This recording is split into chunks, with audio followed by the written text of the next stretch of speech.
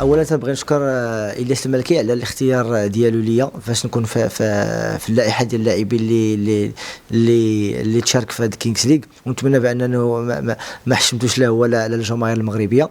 ف كان لقاء اول مره انا نشوف الياس، هو هذا اللقاء اللي تلاقينا في الجامعه، انسان طيب عنده اخلاق زوينه. وتنبغي نشكر جميع الملكيه على الاستقبال اللي دارت لنا. فهو الا تعطيك واحد الثقه وتزيدك باش تخدم تشتغل، ماشي لينا حنا بالضبط اي حاجه، اي رياضه اي متعلقه بكره القدم، فالجامعه تتساعد وتتعاون. ونتمنوا بانهم يساعدوهم عاوتاني مره اخرى فاش تكون شي نسخه ثانيه ولا شي نسخه ثالثه ان شاء الله، لما لا. وتنشكر جميع الدراري اللي كانوا معنا كاملهم، لا اللاعبين لا اطر لا السي مجيد المدرب ديالنا، لا الناس اللي كانوا مكلفين باللوجيستيك، لا اي واحد، لانه كنا بحال العائله الحمد لله. تمكنا باننا ننسجموا في واحد الظرف اللي هو وجيز، وهذا ما يدل الا انه تجمعوا دراري زوينين ومتخلقين.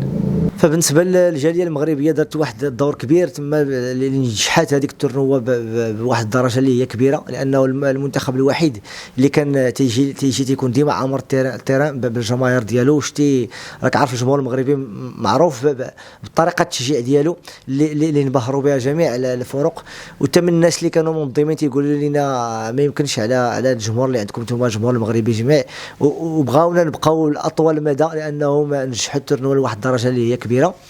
وتنشكرهم بزاف، وتنشكرهم على حفاوه الاستقبال اللي داروا لنا وعلى اي حاجه. شكرا لكم. فدوري الملوك كما تعرف هو منظم من طرف بيكي، لانه واحد الانسان فاش نعرفوا حنا لاعب برشلونه قبل ما يعتزل كان هو رجل اعمال، اللي هو رجل اعمال ناجح لحد الان.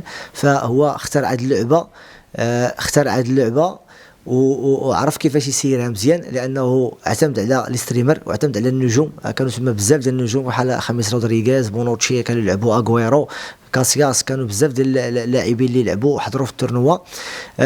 فبيكي هو عجبو الحال بزاف، كان ديما تيجي يحضر الماتشات ديال المنتخب المغربي، لانه كما تنقول لك ديما حنا تنتميزوا بشي حاجه. فالجمهور ديالنا ميزنا تما في الديار الايطاليه، وحتى عجبو اللعب ديال اللاعبين. كنشكرنا وكان شكر المدرب ديالنا، وهذا ما يدل الا انه الفريق المغربي فريق قوي، ويقول الكلمه ديالو ان شاء الله في النسخ الاخرى. الحمد لله على النتيجه اللي وصلنا لها، فهي نتيجه زوينه. في الحقيقه في الاول ما كانش متوقعه صراحه، لانه كما تعرف ما كانش واحد الكونسنتراسيون ولا واحد المقابلات الوديه اللي كنا لعبنا عكس المنتخبات الاخرين. فالمنتخب مثال المنتخب السعودي اللي كان شهرين هو تيستعد في الديار السعوديه لهذه المسابقه، وكان مثال الامريكا اللاتينيه كاملهم تقريبا كانوا جاوا لايطاليا واحد 15 يوم قبل الاستعدادات وداروا الماتشات وديه بيناتهم. فاحنا من المطار مشينا لعبنا الحمد لله ديريكت، فهي كانت من واحد الناحيه صعيبه، ولكن الحمد لله بالانسجام ديال الطاقم التقني. نبغي نشكر السي مجيد الخال على المجهودات اللي دار كاملها واللاعبين. الحمد لله تمكنا باننا نديروا هذه النتيجه هذه اللي كانت مهمه وفرحت الشعب المغربي. فهي نتيجه باش تشارك اول مره في واحد المسابقه عندها قوانين جديده بحله جديده وتوصل للدومي فينال، فانها تتبين بانه الحمد لله كاين مواهب مغربيه مزيانه.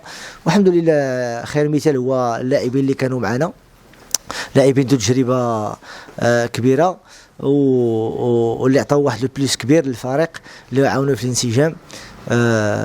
الحمد لله النتيجه كانت مشرفه. ما تنساش تشترك في القناه وتفعل الجرس باش يوصلك جديد الفيديوهات من هسبريس.